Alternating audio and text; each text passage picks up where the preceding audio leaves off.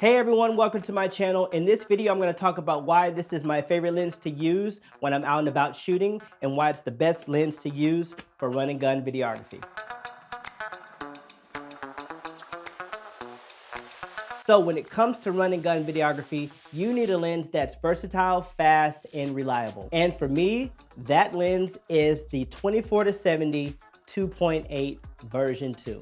This lens is my go-to for several reasons, but I'll give you three. One, a wide focal range. This is perfect for videographers who shoot a wide range of content. Now for me, I shoot anything from vlogs to weddings to, again, run and gun events. Right now, I carry the Canon R6 as my main shooter, so let's attach it to the camera real quick.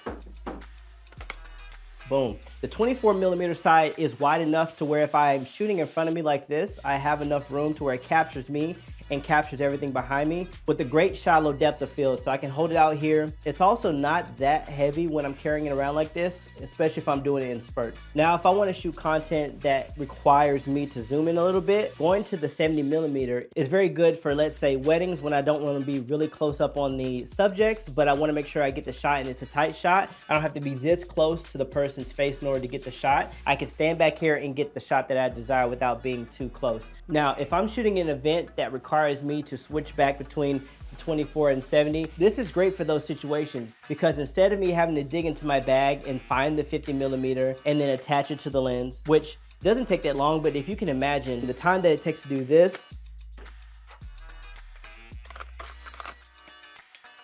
you might have already missed the moment. And for videographers, we want to try to be in the moment as the moment's happening. So for me, finding a lens that makes sure that I can accomplish that is huge for me. It seems like more and more these days, the content that I shoot is fast paced and I just need to be flexible when it comes to that. Number two is the 2.8 aperture, which means that this lens is very fast. So let me show you what happens. So hopefully you can see this.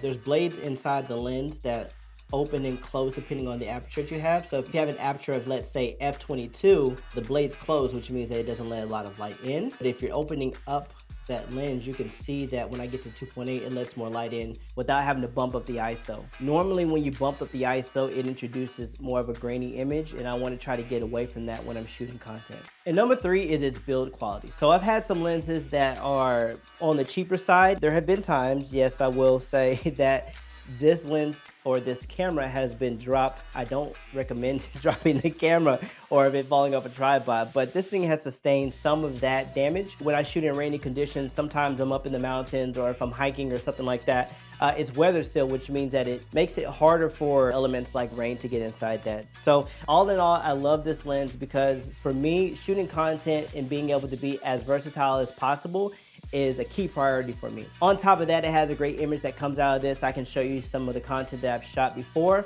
and throwing a couple of filters on it will make it the ultimate combination with the camera that you're using. So I've used this lens all the way through the EOS R that I had before, and now shooting on the EOS R6, and hopefully shooting on the Canon R5C in the future. So that's why this lens is my favorite lens for run and gun videography. I've heard some people use a 24-105 because it has a wide focal range, and there's other versions of the 24-70 that people like to use as well. But what lens do you like to use for run and gun videography?